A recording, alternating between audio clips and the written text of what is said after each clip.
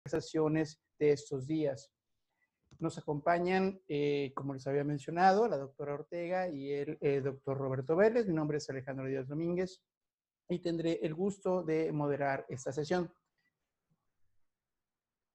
Vamos a primero a participarles las semblanzas de nuestros ponentes esta tarde. Nos acompaña la doctora Araceli Ortega, quien es profesora e investigadora de la Escuela de Gobierno y Transformación Pública del Tecnológico de Monterrey. Ella pertenece al Sistema Nacional de Investigadores en el nivel 2. Es doctora en Economía por la Universidad de Essex en el Reino Unido. Sus últimas investigaciones tratan sobre asuntos de línea de pobreza. También se ha dedicado al asunto de la desigualdad, por supuesto. Tiene algunos textos publicados en materia de medio ambiente y los efectos que este tiene en algunas de las discusiones sobre desigualdad. Asimismo, la doctora también imparte materias relacionadas con estimaciones econométricas, principalmente. Por su parte, el doctor Roberto Vélez Grajales es economista por las Américas Puebla, tiene una maestría también en economía por el Colegio de México y estudios de doctorado en historia moderna precisamente por Oxford. Actualmente, el doctor Roberto Vélez es el director ejecutivo del Centro de Estudios Espinosa Iglesias, quienes se han dedicado en los últimos tiempos a asuntos relacionados con las desigualdades derivadas de la movilidad y del ascenso social y toda esta discusión respecto a las condiciones estructurales de las mal bien llamadas, ya nos contará él, meritocracias. Pues sean ustedes muy bienvenidos y sin mayor preámbulo, vamos a dar paso a nuestro webinar. Va a tener la palabra hasta por 20 minutos la doctora Araceli Ortega, quien nos va a compartir sus hallazgos y algunas reflexiones en este importante tema. Pues sean ustedes muy bienvenidos y damos la palabra a la doctora Araceli Ortega. Muchas gracias. Muchas gracias, Alejandro, por la invitación a estos seminarios que tú estás organizando. Creo que lo que hay que comentar es que tú organizaste toda esta serie de seminarios y este es uno de los últimos de este semestre. Entonces, voy a compartir la pantalla y ver si la pueden ver. Sí pueden ver, ¿verdad? Ahí la pantalla. Entonces, algo que quisiera compartirles en estas investigaciones que hago, pues es relacionar los impactos que tienen ciertas variables económicas o ciertas decisiones políticas o ciertas decisiones, en este caso de salud, con las repercusiones que van a tener en la economía y después en los agentes. Por ejemplo, aquí si ustedes observan, estoy tomando una de las gráficas que utilizamos para otro de los proyectos de equilibrio general que hemos hecho, y al inicio lo que nosotros vemos es que sí hay paros económicos. No sé si pueden ver esta parte de arriba. Sí, ¿verdad? Porque aquí en mi pantalla se tapa un poco.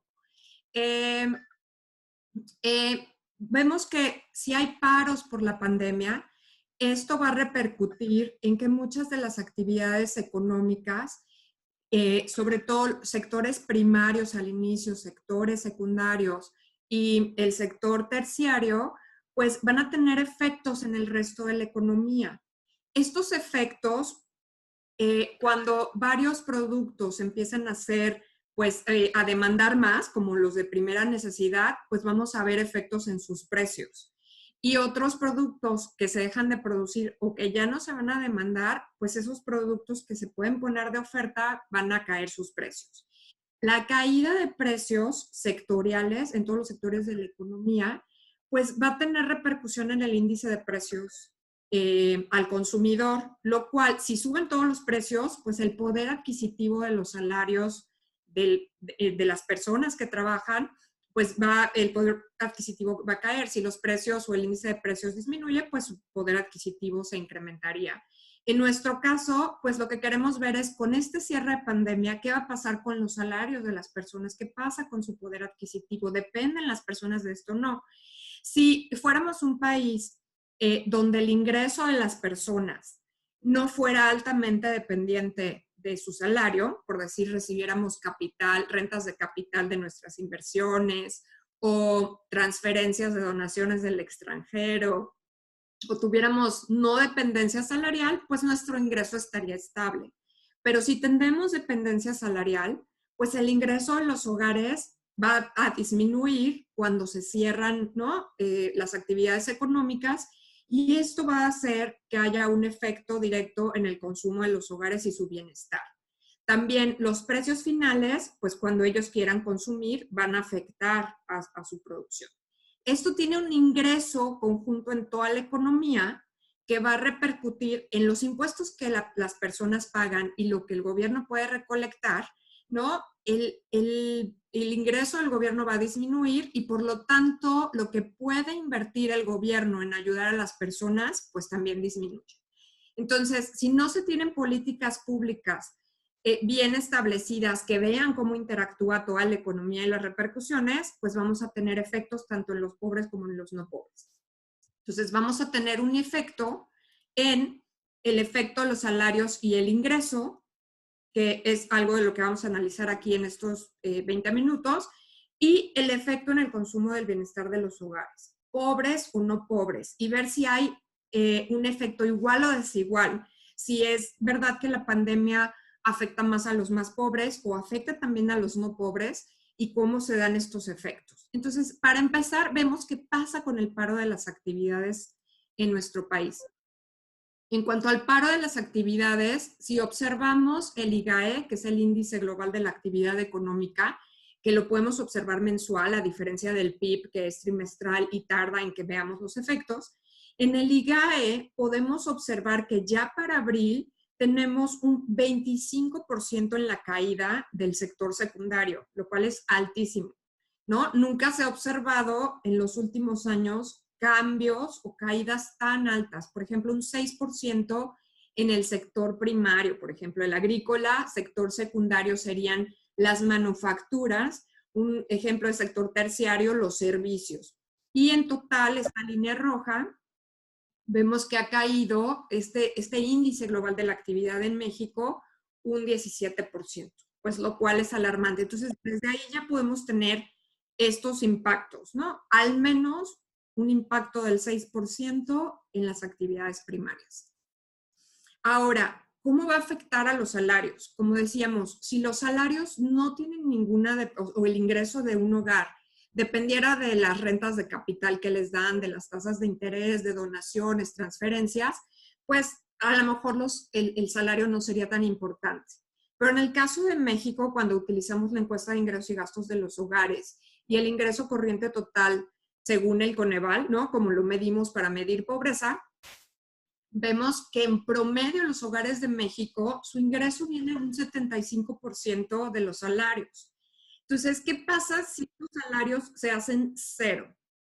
Y el gobierno solamente nos dice que solamente a los pobres va a dar alguna transferencia.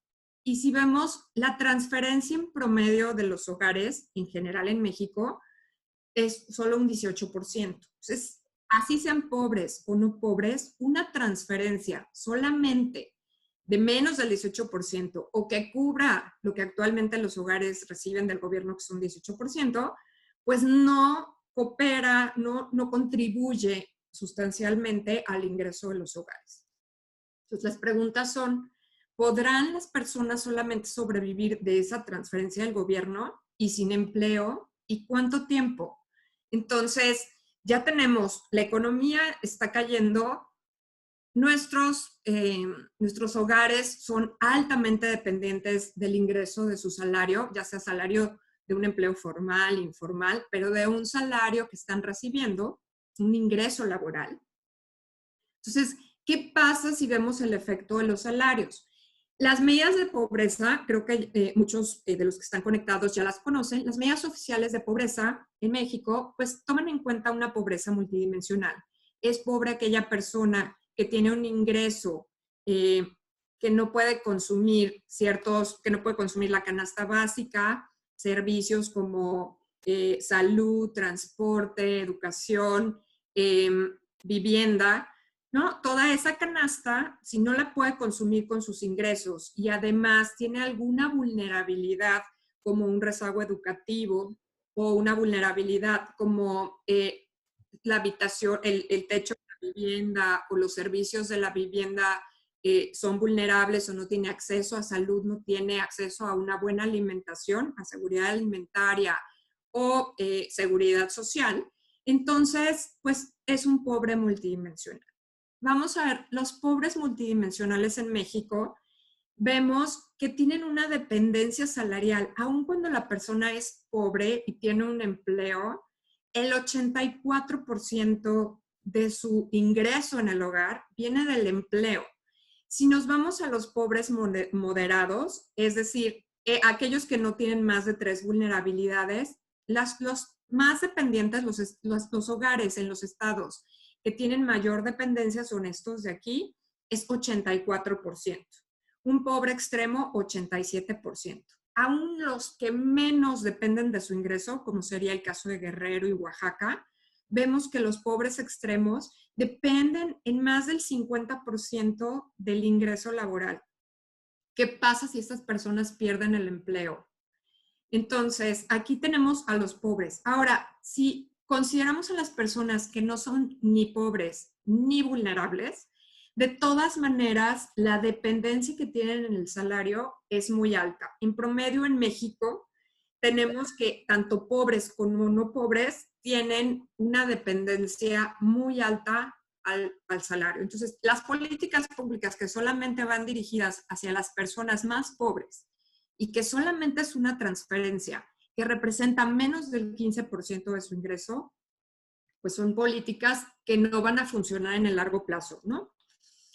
Sí, también, aunado a la pandemia, las autoridades de salud nos han dicho que debemos de lavarnos las manos, mantener sana distancia, desinfectar todo.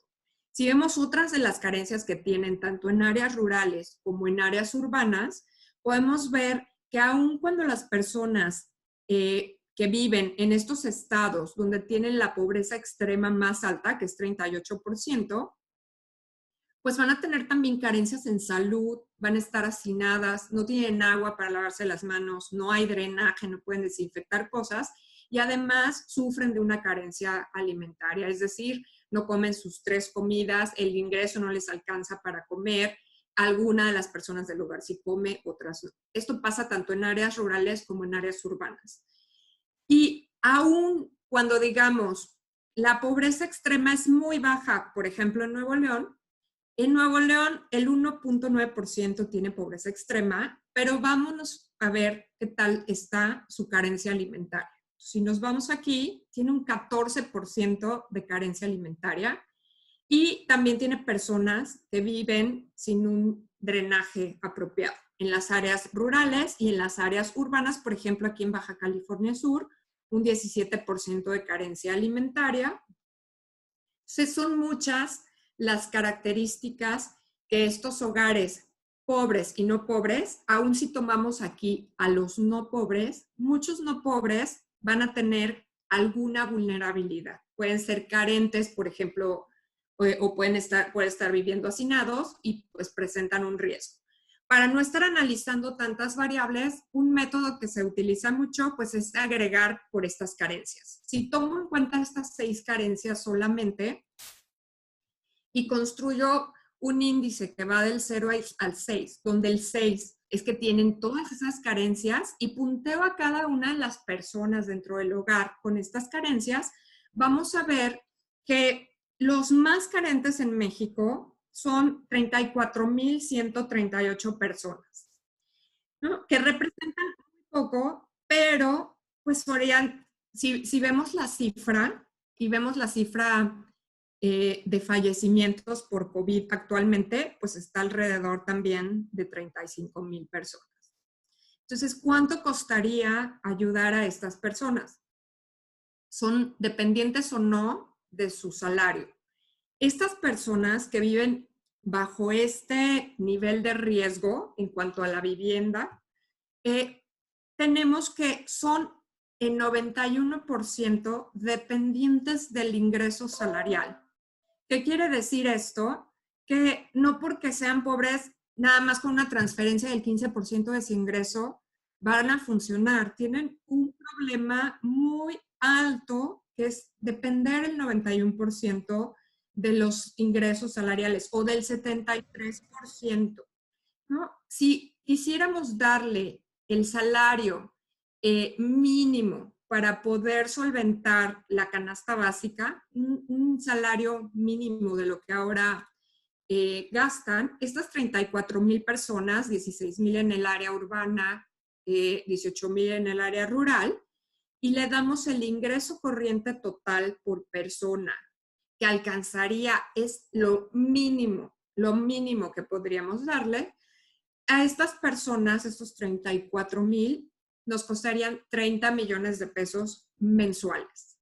Pero si me regreso, podemos ver que pues estas personas representan menos del 1, ¿no? Bueno, menos del 1% de México. O sea, es carísimo simplemente dar transferencias. ¿Qué sería mejor, ¿no? De dar esa pequeña transferencia apenas para cubrir el mínimo, pues ver políticas de empleo, ¿no?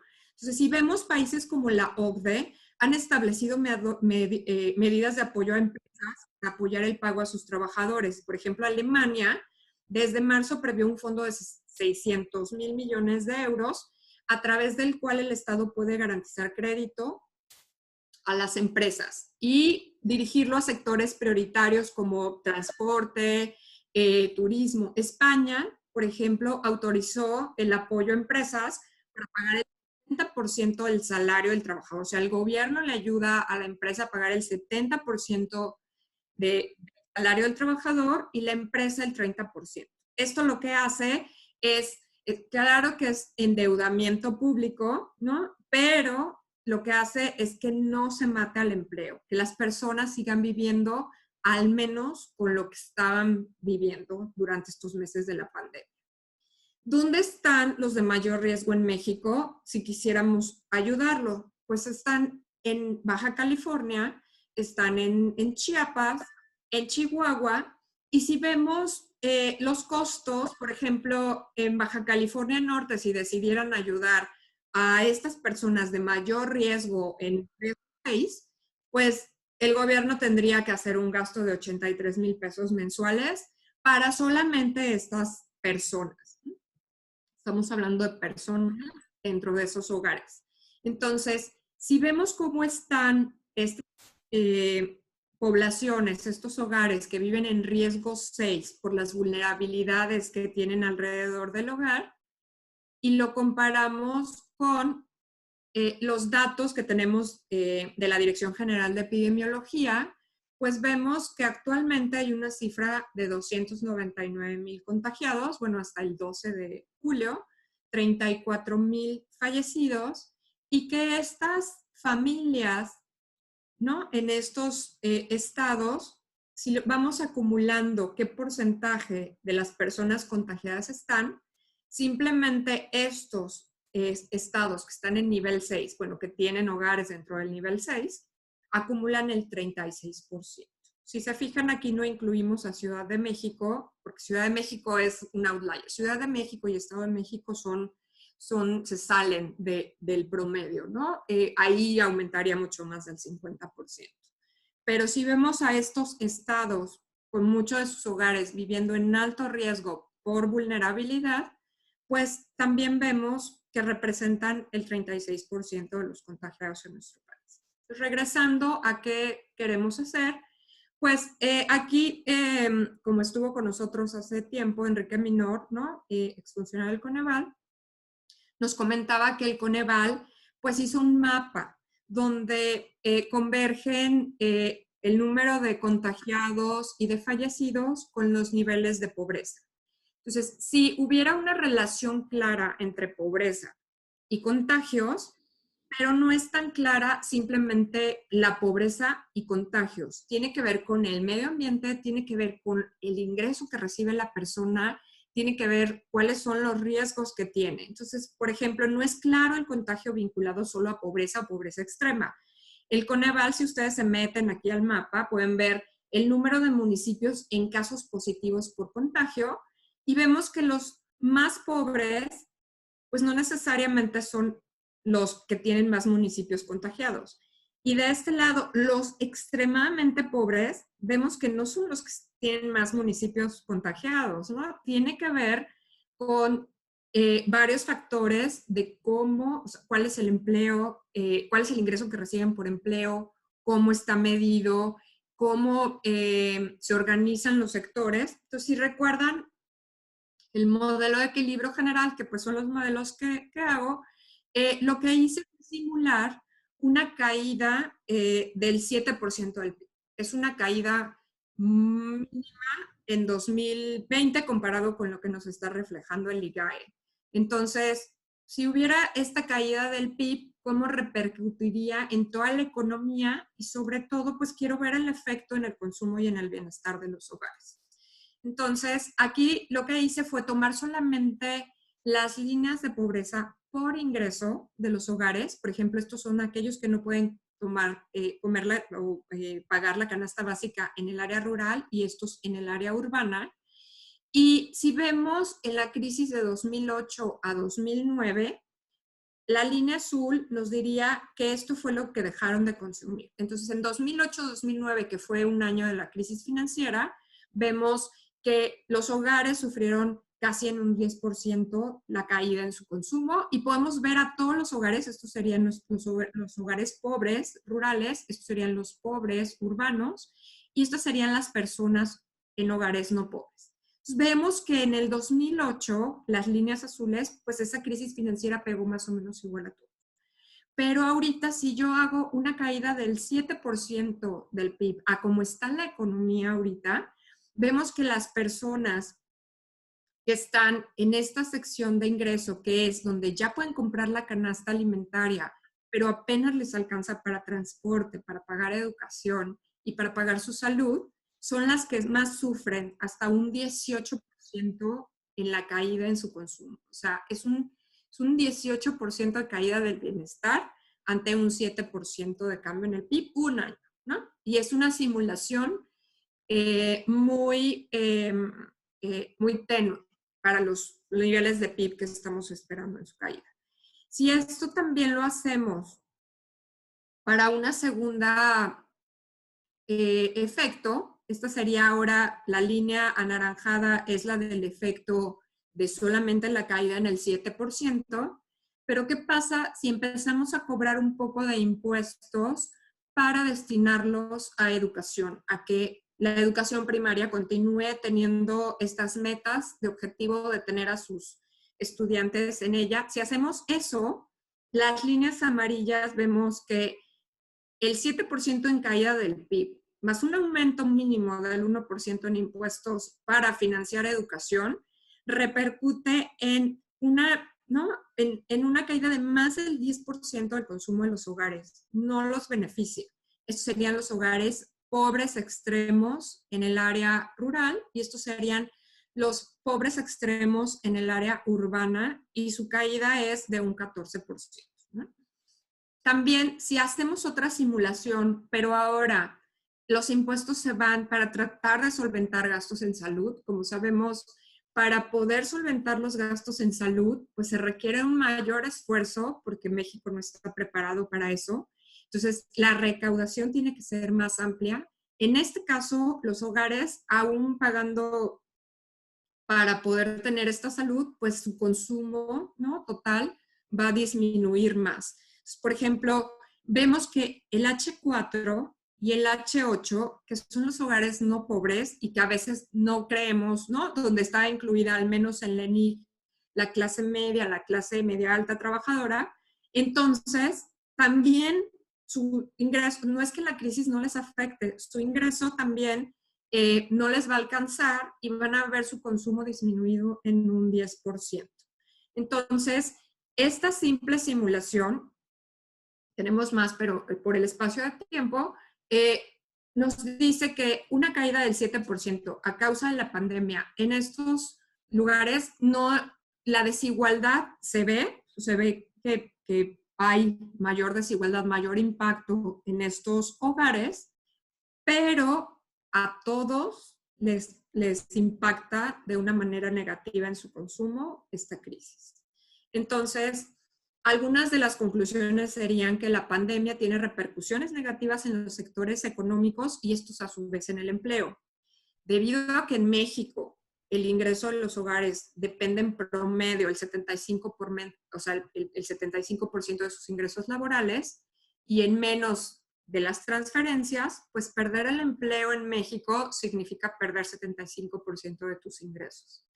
Una transferencia pública solamente a los más pobres no va a disminuir el riesgo ni para ellos ni para el resto de los hogares. Un escenario moderado donde la caída del PIB es del 7% conlleva caídas del 17% en el consumo de los hogares. Y la caída tanto para pobres como no pobres es de al menos del 8%. Sus políticas públicas de protección al empleo son prioritarias, mucho más que las transferencias, ¿no? Que solo cubren el 7%. Entonces, pues los dejo para después ver sus preguntas y ver un debate y le doy la palabra a Roberto. Muchas gracias. Muchas gracias, doctor. Ahora vamos con el doctor Roberto Vélez, por favor, director ejecutivo del Espinosa Iglesias.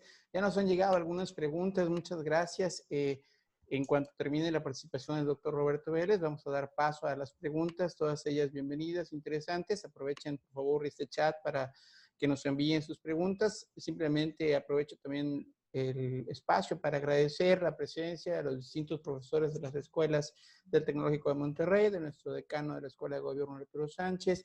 Por ahí veo algunos profes también de otros campus y de otras universidades, distintos alumnos del Tecnológico, exalumnos, alumnos de maestría. Muchas gracias a todos por su tiempo, que es muy valioso en estos días, aunque estemos confinados, siempre destinar su tiempo a estos webinars se agradece mucho. Por favor, doctor Roberto Vélez, muchas gracias. Muchas gracias, Alejandro. Gracias, Araceli, también a ti por la invitación. Es un gusto estar nuevamente en el TEC. Ya me estoy acostumbrando a visitar al TEC de manera virtual, aunque con el TEC lo virtual empezó desde antes de la pandemia, ¿no? Y yo creo que una institución como el TEC fue de estas instituciones que dado el modelo, pudo hacer la transición rápida, ¿no? Ante esta situación que estamos viviendo todos. Gracias por la presentación, Araceli. Creo que eso me da pauta para extender la discusión y también para, digamos, ver otras aristas de la problemática que estamos enfrentando. Efectivamente, hay efectos, al ser un cierre inducido, los efectos son generalizados y tomando en cuenta este problema de alta dependencia de los ingresos, entonces tú ves choques a lo largo de toda la distribución. Pero la pregunta ahí es si el tipo de políticas que se están aplicando, que son, digamos, políticas ya preestablecidas, en el caso particular de las transferencias directas a la parte más baja de la distribución, son, primero, suficientes, estamos viendo que no, y segundo, si únicamente para ese estrato de población son suficientes, ¿no? Y la respuesta nuevamente es no, ¿no? Entonces es un doble no, y la pregunta es, en todo caso, entonces, ¿qué deberíamos estar haciendo? O más bien, ¿qué deberíamos haber hecho? Y qué deberíamos estar pensando hacer una vez que pues la economía se encuentra en tal situación que independientemente de si nos mandan una señal correcta o no una señal correcta en términos del confinamiento, pareciera que ya prácticamente la gran mayoría de la población, desde el principio y ahora con mayor razón, no tiene la posibilidad de quedarse confinado, entonces vamos a entrar en un proceso de reapertura y la pregunta es entonces no únicamente, como tú bien señalas, qué tenemos que hacer para proteger el empleo ante todavía una situación tan endeble como la que estamos viviendo, sino cómo establecemos políticas para generar todo ese empleo que se está perdiendo, ¿no? Entonces, si me permiten ustedes, yo lo que voy a hacer es combinar dos cosas. Uno, lo que tiene que ver con lo que hacemos en el SEI, en términos de movilidad social. Brevemente les voy a mostrar qué es México en términos de movilidad social. Bueno, primero les voy a decir a qué nos referimos con movilidad social, porque ahora movilidad social se refiere, a mí, yo pongo en mi Gmail, tengo la alarma, las notificaciones sobre movilidad social, ¿no? Y desde que empezó la pandemia me llegan mis notificaciones diarias de movilidad social y si les hago una cuenta, pues más o menos el 90% de las notificaciones no tienen nada que ver con la noción de movilidad social que utilizamos en el SEI, sino como ustedes se podrán imaginar, se refieren a movilidad social, pero en términos del distanciamiento social, ¿no? Entonces, primero a este grupo le tengo que decir a qué me refiero yo con movilidad social, luego les voy a decir más o menos dónde estamos parados en México en términos de movilidad social y esto cómo se relaciona con lo que estamos viviendo. En particular me voy a concentrar en la parte de pérdida de empleo, ¿no? Y un poco más adelante les voy a presentar un comparativo en términos de empleo formal de México en el tiempo, digamos hablando de las crisis contemporáneas y comparándolas entre ellas sobre su duración y su intensidad para más o menos darnos una idea de qué es lo que nos podría esperar. Y por otro lado, contarles un poco sobre qué hicimos, y entre ellos Araceli participó con nosotros, qué hicimos en el SEI y qué publicamos desde el SEI a finales de abril como propuesta de acción de política pública. Justamente uno de los componentes más importantes de la propuesta que nosotros planteábamos era protección de empleo a través de transferencias a las empresas. Y luego cerrar un poco la reflexión en términos de no qué es lo que deberíamos haber hecho, sino más bien cómo deberíamos estar afrontando o confrontando la situación en la que nos estamos ubicando en este momento, ¿no? Se va a terminar julio, va a empezar agosto, y qué va a suceder, ¿no? En términos de, ya no sé qué pasó con los semáforos, no me pregunten sobre semáforos, no me pregunten sobre López-Gatell, yo no sé nada de eso, pero digamos, sí sé que hay semáforos y que eventualmente, queramos o no queramos, vamos a tener que regresar a operar la economía y entonces, ¿qué tenemos que hacer para que esa economía se empiece a recuperar de una manera más rápida que la que se prevé que pueda recuperarse en los próximos meses o en los próximos prácticamente años, ¿no? Entonces, les voy a compartir mi presentación. Déjenme ponerlo en modo de presentación. Hoy es 14 de julio, ¿verdad? Y me voy a ir directo a esto.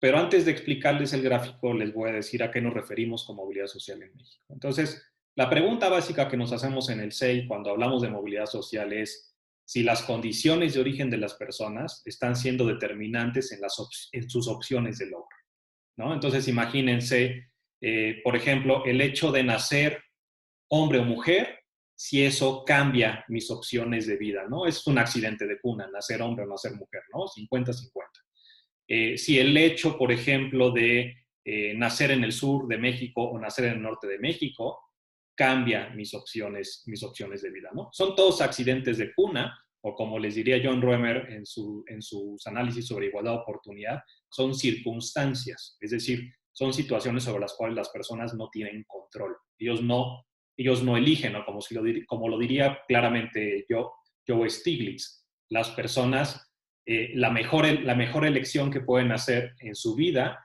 es escoger bien a sus padres, ¿no? Es decir, es algo que no podemos hacer. No nos sacan, estamos nosotros a punto de nacer y no nos sacan un menú para elegir el hogar en el que queremos nacer, ¿no? Son accidentes de cuna, son circunstancias sobre las cuales no tenemos control. Y la pregunta es, ¿qué tanto pesan esas circunstancias en las opciones de logro de las personas?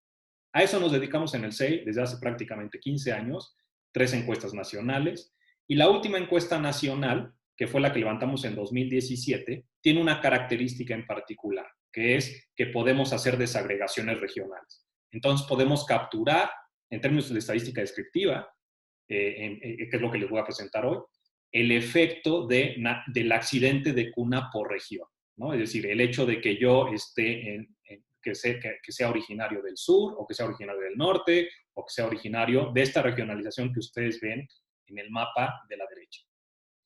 Ahora, en términos de resultados, ¿quiénes somos? ¿No? Es el gráfico que está del lado izquierdo, lo que nos dice es, si nosotros dividimos a la población en un edificio de los menos ricos a los más ricos, del estatus socioeconómico más bajo al estatus socioeconómico más alto, y conformamos un edificio de 5 pisos, lo que nos muestra esta gráfica es qué pasa con los que nacieron en el piso más bajo, ¿no? Los que están en la situación socioeconómica de mayor desventaja. Y entonces Yo nazco en el primer piso y la pregunta es, cuando yo soy adulto, ¿en dónde estoy? ¿En el primero, segundo, tercer, cuarto o alcanzo el quinto piso, ¿no? Entonces, lo que ustedes ven del lado izquierdo del gráfico, en color naranja, la primera barra nos dice 49%. Eso lo que nos dice es que 49 de cada 100 mexicanos que nacen en el primer piso de los 5 pisos se quedan en el primer piso, ¿no? Eso quiere decir que más de la mitad logran superar su posición de origen en términos relativos, ¿no? ¿Cuántos son? Bueno, en movilidad decimos hay movilidad de corto alcance o de largo alcance. Como ustedes pueden ver ahí, la segunda columna es donde se acumula la mayor proporción, prácticamente la mitad de los que logran salir o ascender, ¿no? Bueno, esos llegan al segundo quintil, es el 25% que está ahí marcado. Y la pregunta es, si yo nazco en condición de desventaja relativa, ¿qué probabilidad tengo de alcanzar el nivel más alto, en este caso, el quinto piso? No estamos hablando de si alcanzamos el 99.9% en términos de ingreso, no estamos hablando simplemente del 81% al 100%. ¿Cuántos? 3 de cada 100, que es la columna que está hasta el lado derecho, ¿no? Ahora, si eso lo trasladamos a las condiciones de pobreza anteriores a la pandemia, es decir, cuando teníamos más o menos en promedio el 41% de la población en pobreza, de acuerdo con los datos de Coneval, pobreza multidimensional, y asumimos que nuestra medida sea comparable con esa, lo que nos está diciendo es que 49, que es la primera barra, más 25, que es la segunda barra, es decir, 74 de cada 100, 74 de cada 100 que nacieron en el primer piso, cuando alcanzan la edad adulta, o cuando alcanzaron la edad adulta, no lograron superar la línea de pobreza de este país, ¿no? Eso es México. Ahora, ¿qué pasa cuando nosotros analizamos esto en términos regionales? Y esta es la siguiente gráfica. Ahí está. Ustedes lo que pueden ver es el gradiente tal cual en términos de opciones de ascenso, de arriba para abajo. Hasta abajo tenemos al sur. Ese 86% que ustedes ven es el equivalente al 74% nacional. Entonces, lo que nos dice es que 86 de cada 100 que nacen en el primer piso no superaron la condición de pobreza. Y que solo 14%, es decir, un poco más de 1 de cada 10, sí la logran superar, ¿no? Ahora, si yo les dijera qué pasa en términos de movilidad de largo alcance, de los que salen de la parte baja del piso más bajo, en el caso del sur, ¿qué proporción alcanza el nivel más alto? Es 2 de cada 100. Si nos vamos al extremo, que es el gráfico después del nacional que está al norte, este 2 de cada 100 se convierte en 8 de cada 100. Es decir, si nacemos en el norte en el piso más bajo, nuestra probabilidad de alcanzar el piso más alto es 4 veces mayor a hecho de que por accidente yo haya nacido en el sur, ¿sí? Por otro lado, en el caso del norte, los que se quedan en condición de pobreza habiendo nacido en el primer piso es el 54%. Es decir, casi la mitad, 46%, sí logran superar la condición de pobreza. Eso es México en términos de movilidad social. Y la pregunta es, ¿cómo está siendo el efecto de la pandemia en términos de esto? Entonces, ahí tenemos que pensar varias cosas. Una es, ¿qué sucede cuando tú tienes un choque con estas características? ¿Qué efecto intergeneracional puede tener? ¿No? Aquí estamos hablando en términos intergeneracionales. Entonces, un choque en un momento en el tiempo, como es la pandemia, ¿cuál es el efecto potencial que puede tener sobre estas opciones de movilidad social? No sobre nosotros, bueno, al menos sobre mí, a lo mejor de otro lado hay gente mucho más joven, seguro, pero digamos, no sobre mí y mi familia, digamos, mi esposa, pero sobre mis hijos, ¿no? Es decir, una marca con esas características, ¿qué impacto tiene? ¿Y qué impacto tiene a lo largo de toda la distribución? Y entonces una primera cosa que tenemos que hacer es ver cómo están siendo los efectos inmediatos de la pandemia. Y entonces aquí lo que les voy a presentar es simplemente datos descriptivos de qué está pasando en términos de empleo formal, es decir, el que está registrado ante el IMSS, ¿no? Y entonces ahí lo que podemos ver es que a día de hoy, es decir, bueno, no a día de hoy, en junio teníamos un total de 19.5 millones de empleados registrados ante el IMSS, ¿no?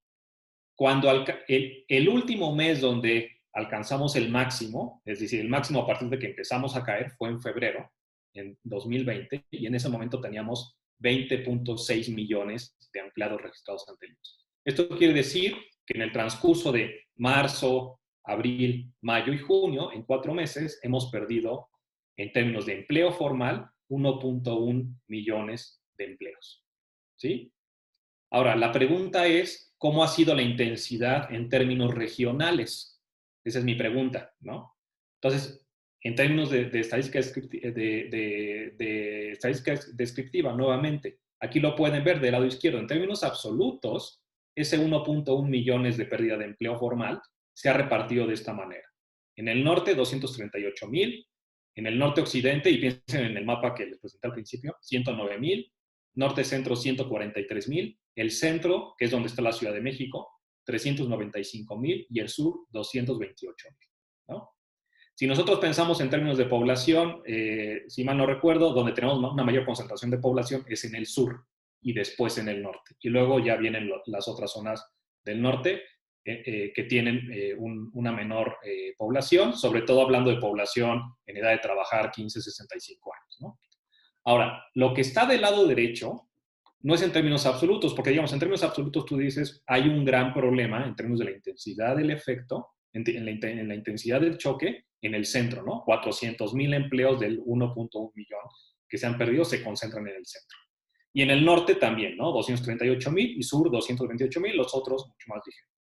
Pero lo que les pongo del lado derecho es la pérdida de empleo como porcentaje del nivel de empleo que había en cada una de estas regiones en el mes de febrero, ¿sí? Y entonces ahí podemos observar una intensidad diferenciada, ¿no? Ahí, por ejemplo, en el norte se ha perdido 4.3%, 4.3 puntos porcentuales, si tomamos como base 100, 4.3% del empleo. Y en el sur, por ejemplo, donde está la mayor intensidad está no en el centro, que es donde tenemos una mayor pérdida en términos absolutos, pero en el norte-occidente y en el sur, ¿no? En el norte-occidente, 8% y en el sur, 9%, ¿no? Entonces, si regresamos y pensamos en nuestro mapa de movilidad social y vemos el efecto que esto puede tener y tomamos en cuenta lo que Araceli nos dijo con relación a la dependencia del ingreso, pues resulta que en términos relativos, donde está habiendo un mayor golpe es en el sur, ¿no? También norte-occidente, pero en el sur hay un golpe importante en términos de lo que representa la pérdida de empleo con relación al total de empleo que teníamos en la zona en febrero, ¿no? Entonces, ahí hay un foco que se enciende y que tenemos que tomar en cuenta a la hora de diseñar acciones en torno a cómo proteger a la población ante un choque con estas características. Ahora, si esto además de contrastarlo con el tema de movilidad social intergeneracional, lo contrastamos en términos de lo que quieran, todo lo que nos enseñó Araceli, protección social, acceso a salud, todas las carencias que utiliza Coneval, la proporción de pobres como proporción de la población que tienen esas regiones. En todos los casos sabemos que el sur es el que está en la cola, en la parte baja del gradiente regional, y entonces a eso hay que sumar una situación como la que estamos viviendo actualmente con la pandemia. Ahora, ¿cuánto va a durar esto? ¿Qué nos podemos esperar? Bueno, en este momento hay una incertidumbre importante, ¿no? Una incertidumbre, a lo mejor podemos ver referencias internacionales y ver que hay una reapertura, una eliminación gradual del distanciamiento social, por ejemplo, en los casos más cercanos a nosotros, los europeos occidentales. Podemos empezar a ver lo que está pasando en España, lo que está pasando en Italia, lo que está pasando en Francia, Alemania, etcétera. También podemos ver lo que está pasando en Estados Unidos, pero digamos, en términos del timing, del momento de la circulación de la pandemia, volteamos hacia Europa para ver en todo caso, en términos de ese tiempo, qué es lo que nos espera. Y sabemos que no va a ser fácil porque, a diferencia de Europa, nosotros tenemos problemas mucho más profundos en términos de poder lograr el distanciamiento social, problemas en términos de la calidad de nuestros servicios de salud, problemas en términos de comorbilidades. A lo mejor ahí ellos sí tienen un problema más serio en términos de rangos de edad, ¿no? Y de quién es vulnerable, pero lo que se está viendo ahora en la reapertura en Europa es mayores intensidades de contagio entre la población más joven, porque a final de cuentas es la que está regresando o la que está recortando el distanciamiento social, ¿no? Pero entonces, cuando hablamos únicamente de la parte económica, esta gráfica a mí me gusta mucho, la hizo Norma Samaniego y le pregunté a Norma cuándo lo iba a publicar. Me dijo que la ha publicado muchas veces en presentaciones, pero que próximamente va a salir en un artículo de investigación. Yo tomo este gráfico y lo cito en un articulito que me pidió Nexos para el mes de julio. Y entonces aquí lo interesante es ver dos cosas.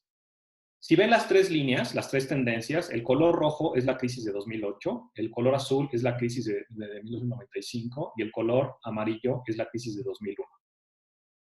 Y lo que nos dice es el choque en términos de porcentuales del empleo formal, ¿no? Es decir, el mismo que yo les presenté, pero para estas tres crisis en términos porcentuales. Entonces, ella lo que hace es decir, bueno, como en mi caso, tomo febrero, que es el punto máximo, y luego veo la caída. Y la pregunta es, ¿en qué momento vuelvo a recuperar el nivel original de mi punto más alto original? En este caso, si fuera nuestra crisis de la pandemia, febrero, ¿no? Entonces, ¿cuánto tiempo nos va a tomar regresar a febrero? ¿Cuánto tiempo nos va a tomar regresar al punto original? Tenemos tres crisis que fueron distintas. O sea, por ejemplo, en términos del choque de la crisis, sabemos que la crisis de 1995 fue un choque muy importante que se repartió en 2 años. Tuvimos una caída en algún momento de 7%, que era parte de lo que se estaba mostrando Araceli como un posible escenario, una pérdida de 7%. En ese caso, recuperar el nivel de empleo formal le tomó al país 30 meses, es decir, 2 años y medio. Si hablamos de la crisis de 2008, que fue una crisis que muchos de nosotros sentimos más cerca, pero también tiene que ver con que está más cerca en términos del tiempo, pero también fue una crisis importante, muy importante a nivel internacional. Digamos, la azul es la nuestra, ¿no? Que contagiamos a todos. En la roja vamos muy acompañados. Esa, en términos de empleo, le tomó 19 meses regresar al punto original. Y en el caso de la crisis de 2001, que pareciera que es una que la gente recuerda menos, pero porque el choque, digamos, inmediato, fue menor, fue menos intenso, pero fue más duradero en el tiempo. Y ahí, en la crisis de 2001, 2004, 2005 en este caso, el empleo formal recuperó su nivel original en 48 meses, es decir, en 4 años. ¿Sí? Entonces, aquí la pregunta que nos tenemos que hacer es, uno, ¿cuál es la intensidad que nos espera en términos de pérdida de empleo? Ya vamos en 1.1 millones en el caso del empleo formal. Si hacemos análisis de elasticidad con relación a la caída en términos del PIB, podríamos estarnos moviendo, digamos, si la caída alcanzara cerca de ese 7%, a lo mejor nos estaríamos moviendo en un rango de 1.7 millones de empleos formales perdidos. Pero eso puede ser, en algunos casos, se han presentado escenarios donde incluso la caída se va a 2 dígitos, 10%, y entonces el cálculo ahí tendría que hacerse, volver a hacer el cálculo, y entonces ahí a lo mejor la pérdida de empleos no se puede estar yendo arriba de los 2 millones de empleos formales, ¿no? Y siempre digo formales porque no debemos olvidar que también hay toda una serie de pérdida de empleo en el sector informal. Y entonces ahí la gran pregunta es, si tenemos esta intensidad en la caída, digamos, 1.600.000, 1.800.000 empleos formales perdidos o hasta 2 millones, ¿qué tenemos que hacer para que la recuperación, al menos para regresar al punto original, no nos lleve 48 meses, sino que nos lleve un poco menos de tiempo? ¿Cómo voy, Alejandro, de tiempo? Un par de minutos para recapitular, okay. Roberto, muchas gracias. Entonces, aquí me voy a detener con este cuadro, que tiene que ver con lo que les decía al principio, con gente como Araceli, armamos desde el SEI una propuesta, ¿no? De qué teníamos que hacer, pero eso lo hicimos en abril. Y entonces nosotros planteamos la necesidad de dos cosas. Una, proteger a las personas, proteger a las familias ante la pérdida de empleo. Y dos, evitar que la pérdida de empleo fuera mayor y para poder lograrlo, entonces establecer un mecanismo para que las empresas pudieran preservar estos empleos. En su momento esta propuesta, cuando hicimos el cálculo, representaba de 3 a 3.5 puntos porcentuales del PIB, que en términos de dinero es mucho, es decir, un punto porcentual son 240,000 millones de pesos. Entonces estamos hablando de una propuesta que representa más o menos un poco arriba de 800,000, 720,000, 840,000 millones de pesos, ¿no? Ahora, aquí la gran pregunta es, y cuando ustedes ven la propuesta y la composición, es si estamos en ese momento, y yo les diría, sí, seguimos en ese momento, pero no se ha hecho lo suficiente en términos de estos esfuerzos que nosotros planteamos. Pero dos, es lo siguiente, es cómo hacemos para que esta curva de recuperación en el empleo no se nos vaya más profunda, más hacia abajo, y tarde menos tiempo en regresar al punto original. Y entonces ahí me parece que estamos en el momento donde tenemos que hacer un ejercicio análogo a lo que hicimos en los meses de marzo y abril para pensar cómo tenemos que hacer para que esta pérdida de empleo que estamos observando se recupere más rápidamente al tiempo de que evitemos que más empleos de los que actualmente todavía se sostienen sigan perdiéndose. Entonces ahí el reto es doble y es otra vez un reto como el de siempre, de espacio fiscal, de disposición política y de identificación clara de dónde están los mayores costos, que sabemos que son generalizados, pero que en términos relativos pueden ser más afectados los que están en la parte baja de la distribución, pero que las transferencias, como están definidas actualmente, en el día a día antes de la pandemia, no son suficientes para resolver el problema. Muchísimas gracias, Alejandro. Muchas gracias, Roberto. Muchas gracias, Araceli. Vamos a dar paso ahora a las preguntas que nos han ido acumulando. Muchas gracias por sus intervenciones. Vamos avanzando en preguntas y respuestas. Una de las primeras que tenemos es para la doctora Araceli Ortega, referida al asunto de las transferencias. Por ahí la pregunta un poco larga, la trato de resumir, tratando de hacer justicia a la pregunta. Decía, bueno, finalmente en los países con estado de bienestar las transferencias parecían ser razonablemente útiles. En este caso en particular, hablando de los segmentos más vulnerables y desprotegidos, ¿cuál sería tu opinión, doctora, respecto a las transferencias? ¿Serían útiles o realmente habría que optar por otro esquema? Sí, qué buena pregunta. La verdad, como vemos todo lo que está haciendo Europa, creo que aquí lo que hay que hacer es una distinción, ¿no? En el caso de países como América Latina, las transferencias a las que se ha referido el gobierno son estas, en su mayoría, antes de que cerrara Prospera, pues son transferencias condicionadas hacia los más pobres. En el caso de Europa, como creo que bien menciona ahí, pues se tiene una tradición más larga y ahí las transferencias las pueden ser para toda la población, ¿no? Algo que también hemos venido estudiando mucho es este Earned Income Tax Credit, el subsidio al empleo. Entonces, en Europa lo que tienen muy bien marcado es que tú te registras y si eres una familia, por ejemplo, en formación todavía no tienes hijos, o hombre, mujer trabaja y alguien perdió el empleo, la transferencia que te van a hacer es de acuerdo a tu prototipo de familia, supongamos en Dinamarca, en Holanda, en Francia. Si lo que pasa es que tienes hijos y tienes 3 hijos y en algún momento te quedas sin empleo y necesitas una transferencia para poder alimentar a esos niños, la transferencia que te va a hacer el gobierno es de acuerdo a eso, ¿no? A ese problema que tienes para subsanar la pérdida de empleo. Si tu transferencia va a ser porque te enfermaste y sufriste alguna incapacidad que no te permita trabajar o vas a tener más gastos de bolsillo en salud, también te lo van a cubrir. Entonces, la tradición en Europa o el estado de bienestar se forma también con todos los impuestos que la gente paga por su ingreso, ¿no? Cuando trabaja. En el caso de América Latina, pues con un más del 60% de empleo informal, no tenemos ese estado de bienestar, ¿no? Y por lo regular, las transferencias, pues cuando empezó Prospera, Progresa, Oportunidades o como se llama, pues mucho venía de deuda, ¿no? De préstamos del Banco Mundial, del BID. Entonces, acá lo que estamos hablando es de no tener solamente a lo mejor esas transferencias para las personas que más lo necesitan, pero tener transferencias para las empresas que son las que están dando el empleo, que es como lo está haciendo en Europa, ¿no?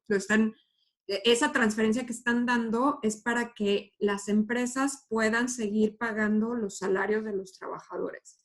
Claro que es deuda y claro que hay discusiones, como los hemos visto, entre Alemania, España, Italia, de cuánto se va a aprobar en el monto para seguir pagando esas transferencias, ¿no? Como zona euro. En el caso de México, pues no se ha hecho nada. No se ha hecho nada en cuanto a transferencias a empresas, ¿no? Y lo que se sigue haciendo son esas pequeñitas transferencias a la población más pobre. Muchas gracias, doctora.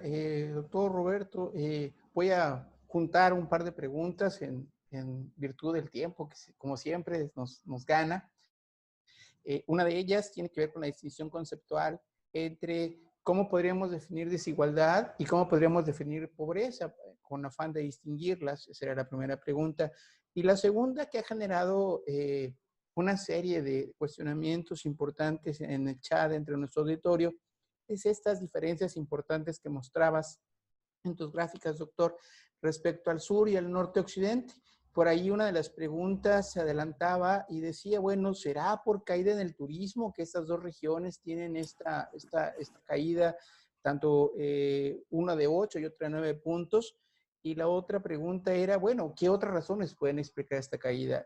Entonces, bueno, serían estas dos preguntas, la distinción conceptual entre desigualdad y pobreza por un lado, y por supuesto, las diferencias que encontraste entre sur y norte-occidente. Muchas gracias, doctor. Gracias. Nada más, con relación a lo que le habían preguntado a Araceli, o sea, yo creo que hay que distinguir, es decir, tenemos dos retos. Uno es el coyuntural, ¿no? Y es un poco de lo que estamos hablando, es decir, cómo recuperas el nivel de empleo, cómo proteges al empleo, cómo proteges a la población en general. Pero luego está la estructural, ¿no? Que es lo que nos ha mostrado esta situación, es que estamos muy lejos de poder estar preparados para enfrentar algo así. Y ahí es donde justo esto que decía Araceli de los esquemas de estado de bienestar europeos, pues entran de manera natural a una discusión mexicana, ¿no? Así cómo construimos mecanismos de protección social. Ahora, sobre las preguntas, digamos, cuando hablamos de pobreza, pues tú lo que haces es simplemente dices, ok, lo que tienes que decir, ok, ¿cuál es un nivel digno, ¿no? De vida? Pues lo puedes pensar así. Y entonces, ¿cuánto nos cuesta, si solo estamos pensando en términos de ingreso, cuánto nos cuesta alcanzar ese nivel digno de vida? Y entonces pones una línea y es una línea arbitraria, literalmente, ¿no? Entonces nosotros podríamos tener una línea más abajo, una línea más en medio, una línea más arriba con relación a dónde está ubicada la población. Pero obviamente no es tan banal, es decir, dónde colocas la línea depende de muchas consideraciones. ¿De qué tipo de consideraciones? Pueden ser consideraciones desde lo que nosotros estamos acostumbrados, que es no salir a campo, pero digamos utilizar nuestro know-how en términos técnicos y decir, bueno, haces las cuentas y dices, para esta canasta no alcanza tanto y esta canasta es para tantas, para que puedan consumir tantas calorías y con eso sostenerse en pie, etcétera, para que se puedan vestir, etcétera, ¿no? Esa es una manera. Y entonces ahí es donde entra una discusión de qué es pobreza y qué no es pobreza. Pero la pobreza no es lo mismo que la desigualdad, aunque están íntimamente relacionadas. La desigualdad es más bien cómo nos estamos repartiendo. La desigualdad se refiere a cómo nos estamos repartiendo el pastel, básicamente, ¿no?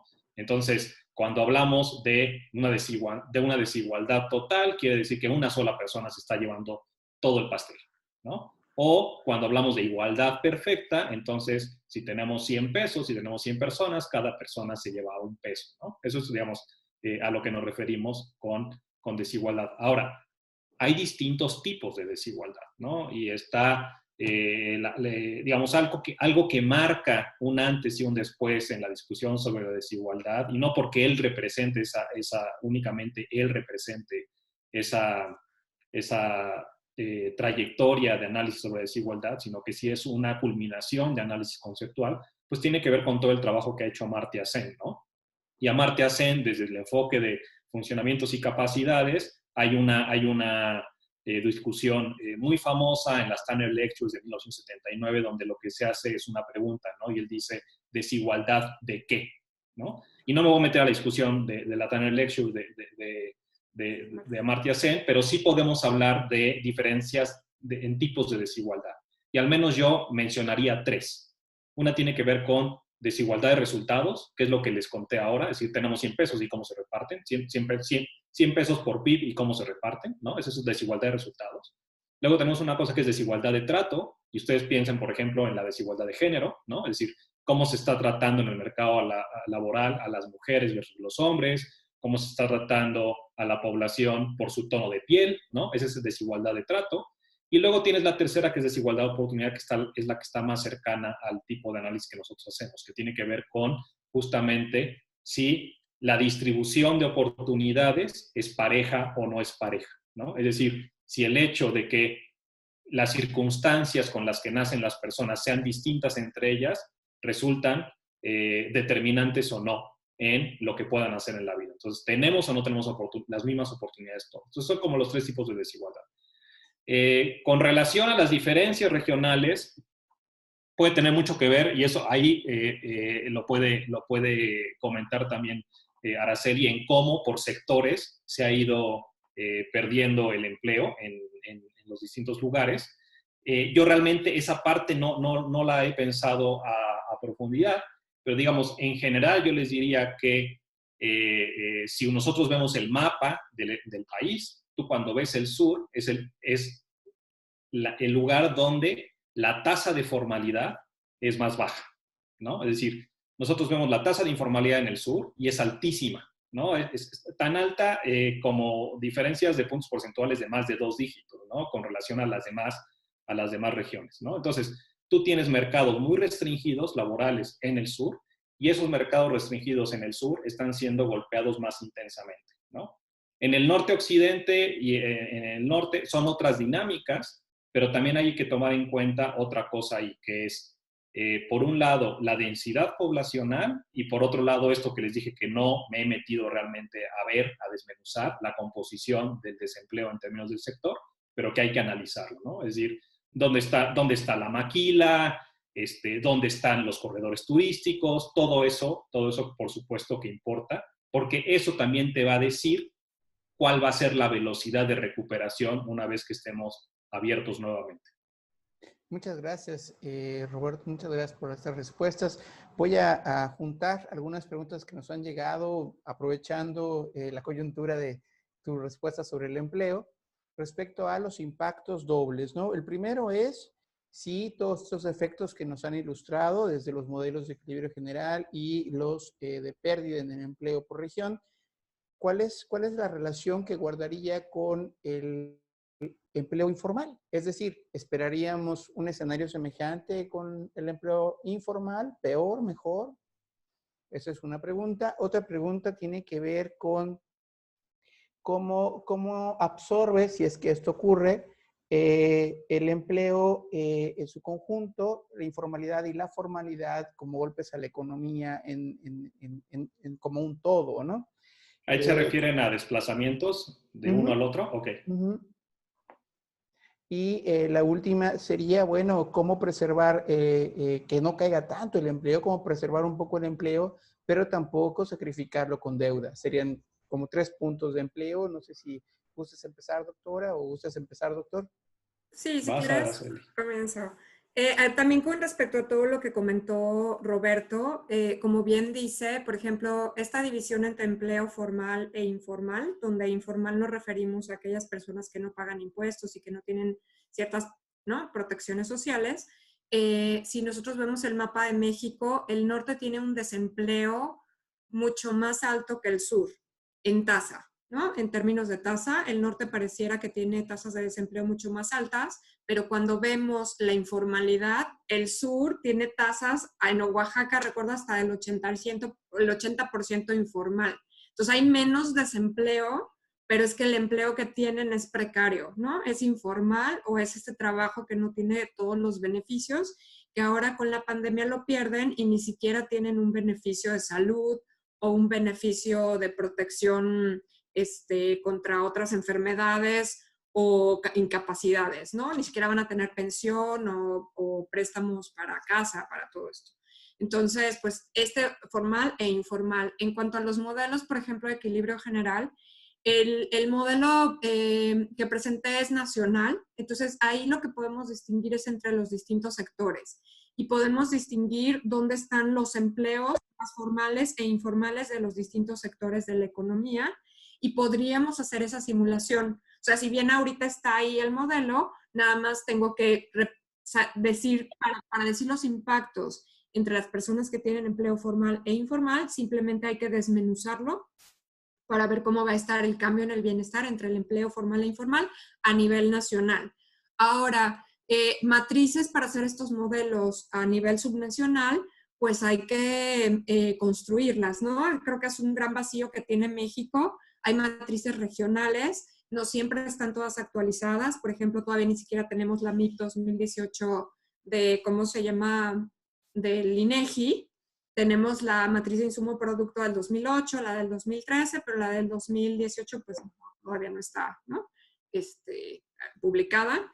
Entonces, pues y a nivel todavía subnacional, para saber cómo repercute, por ejemplo, el turismo en el sur o el turismo en el norte o la agricultura en el centro, todo en estos modelos, pues es aún más difícil. Pero a nivel nacional, sí podemos ver cómo repercute el empleo formal, el informal, y cómo está repercutiendo en los distintos sectores de la economía. Como bien veíamos en el IGAE, los sectores primarios como la agricultura, pues están sufriendo menos que los sectores secundarios como la manufactura.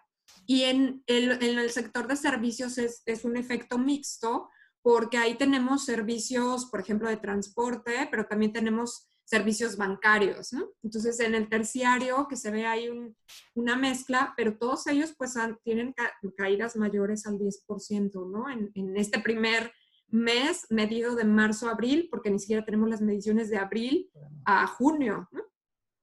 Algo muy importante que comentaba Roberto también, pues es esta movilidad, algo que seguramente va a tardar, o sea, todavía no estamos cayendo a lo más bajo y no sabemos cuánto es lo más bajo. Entre la presentación que hizo sobre cuánto va a tardar en recuperarse la economía, por ejemplo, tomando en cuenta la crisis del 2008, también un estudio que hicieron Miguel Seckel y uno de sus autores, decían que para el empleo, la crisis del 2008, para el empleo formal tardó 4 años en llegar al mismo nivel, o sea, 48 meses.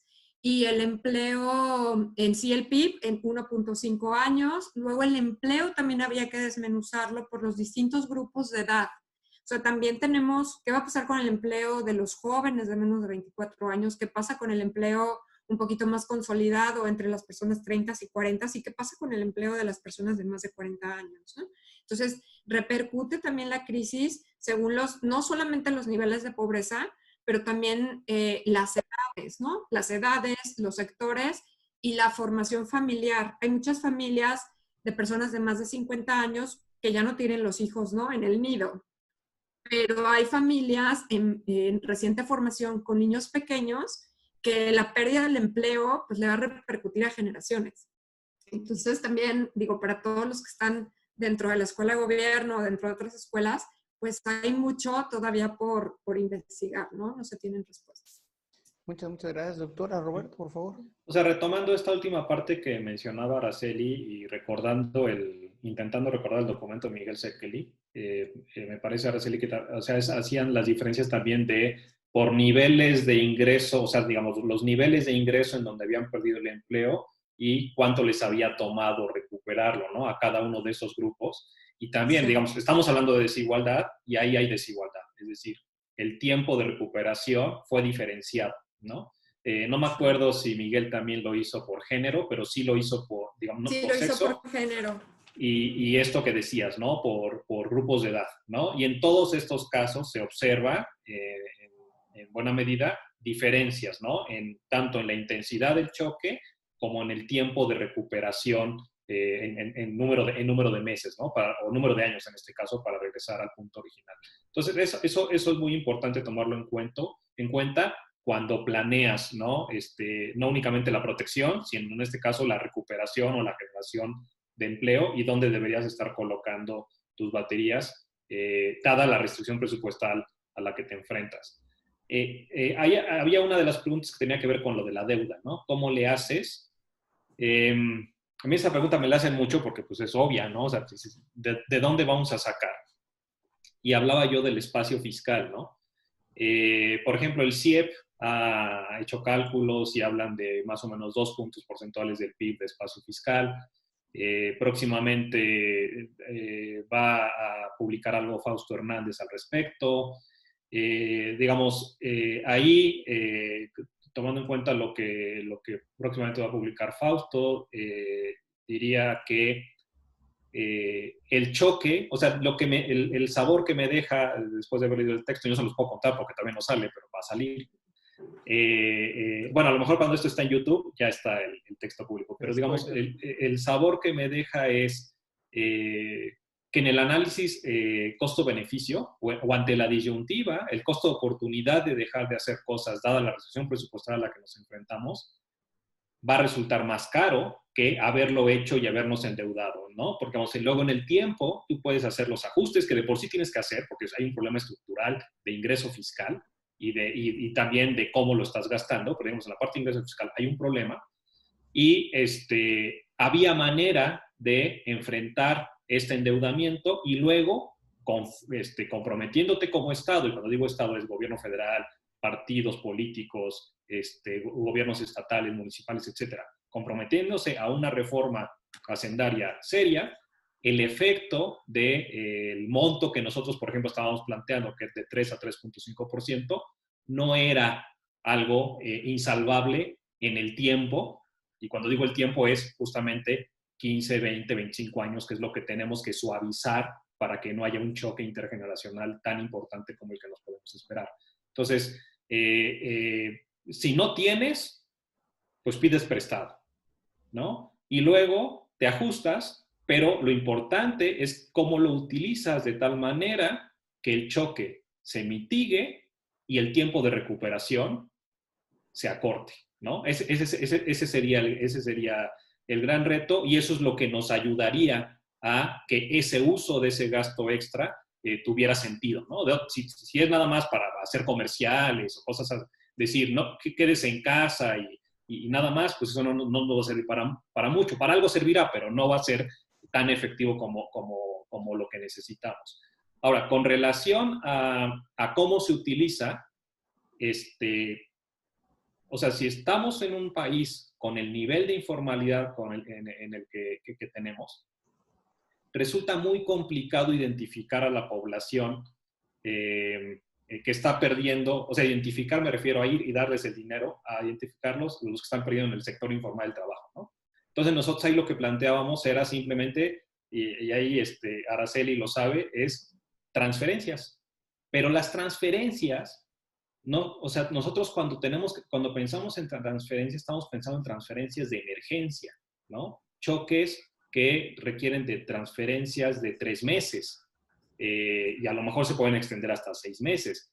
Pero lo que tú no puedes hacer es decir, miren, necesitamos transferencias y entonces, dadas las transferencias, nos vamos a inventar un sistema de protección social donde el único componente de ese sistema de protección social universal va a ser un ingreso vital permanente, sin reforma hacendaria de por medio, ni nada. No, a ver, nos regresamos y decimos, necesitamos transferencias que son de emergencia para la población que está siendo golpeada y eventualmente tú tienes que hacer una reforma hacendaria que te cubra ese hoyo más todo el hoyo que estamos acumulando y construir un sistema de protección social universal donde prácticamente el último componente es el de un ingreso básico universal permanente, ¿no? Entonces, digamos, cuando hemos tenido estas discusiones, lo que nosotros pedimos es ordenar la discusión y separar las cosas. Una cosa es que nosotros apoyemos un ingreso vital de emergencia para los que están siendo afectados Otra cosa muy distinta es que nosotros digamos, vamos a crear un ingreso básico universal sin haber de por medio una reforma hacendaria que lo pueda hacer sostenible en el tiempo. Muchas gracias. Claro, perdón, yo nada más agregaría que algo que es muy fácil y que antes de pedir, o sea, una deuda, pues como cualquiera que va a comprar algo y ves tu tasa de retorno, ¿cuánto te da una inversión de $1 en una transferencia? ¿Y cuánto te da la inversión de $1 en la creación de un empleo? Las transferencias no se pueden hacer por siempre, ¿no? Porque siempre vas a estar dando esa transferencia. Mientras que si das $1 a creación de empleo, es más fácil que aunque sea más caro, sea mayor deuda, en el largo plazo vas a tener una tasa de retorno más amplia, ¿no? Una tasa de retorno más grande que dar siempre transferencias, ¿no? Oye, Alejandro, y del tamaño del golpe, porque la gente preguntaba, ¿no? Informales, formales. Pues mira, digamos, no tengo una proporción exacta en este momento, pero si ustedes van y revisan los resultados de la ETOE, que es lo que vino a suplir la ENOE por parte de INEGI, ahí puedes ver, por ejemplo, a cuánta gente mandaron a su casa a descansar, ya sea con ingreso o sin ingreso, y también una cosa muy importante, cómo ha ido cambiando la composición en términos de población económicamente activa y población no económicamente activa, ¿no? Versus la población disponible. Entonces, sí te das cuenta que la proporción del choque me parece que es más que proporcional que la proporción formal-informal. Es decir, en la informalidad está habiendo un mayor choque versus el formal, y eso, una vez más, te habla de cómo el golpe del choque es diferenciado por estratos, porque nosotros sabemos que la mayor parte de la población informal no es que esté a la par de la población formal, sino que está en la parte baja, digamos, de la mitad para abajo en la distribución del ingreso del país. Pues muchas gracias. Me informan que ya tenemos que ir cerrando.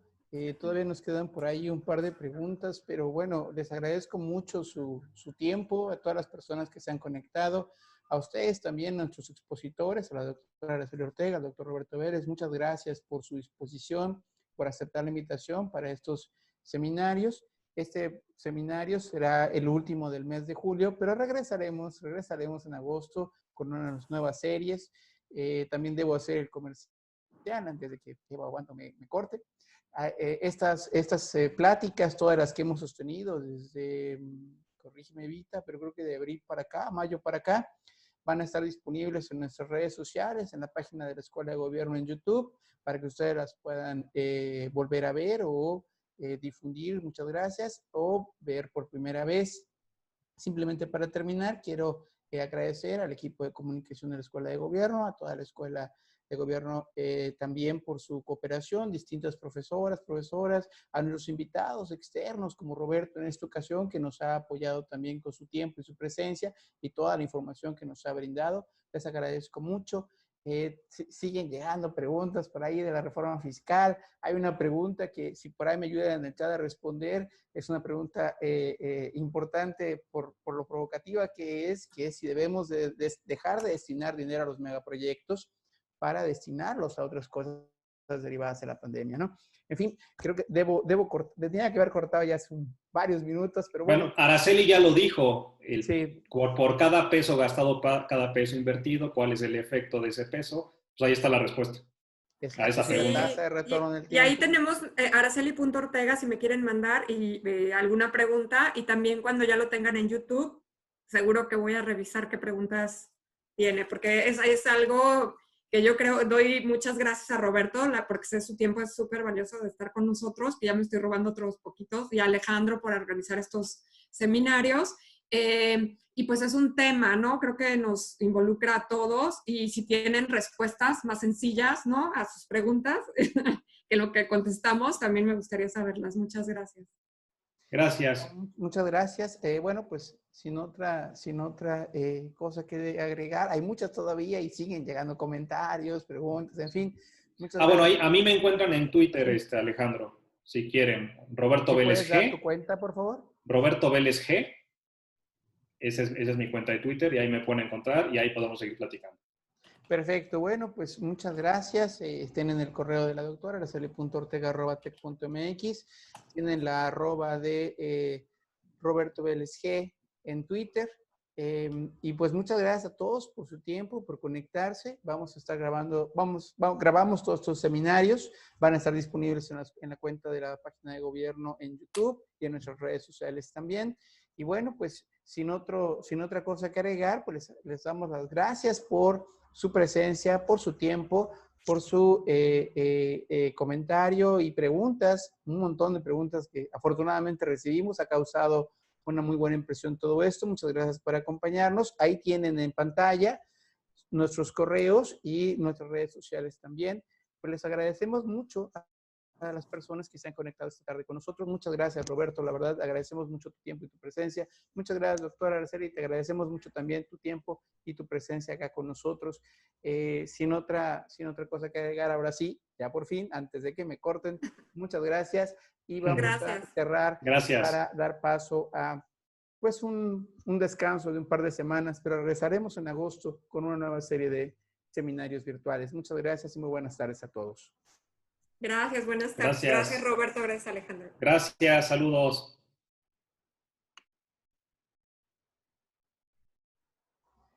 Pues agradecemos a todas las personas que van ya saliendo. En algún punto los voy a tener que sacar porque es la única forma en la cual, ustedes lo saben, se va a grabar la sesión después. Hasta que todo el mundo sale, podemos grabar. Muchas gracias por acompañarnos. Nos pueden encontrar en contacto de gobierno itp@ites.mx y en comunicación gobierno.itp@ites.mx y en nuestras redes sociales también, en Twitter, en Facebook y en LinkedIn, por supuesto. Bueno, pues muchas gracias. Sin más, pues les agradecemos también al equipo de comunicación de la escuela su apoyo y su presencia y pues tengan todos ustedes una muy buena tarde.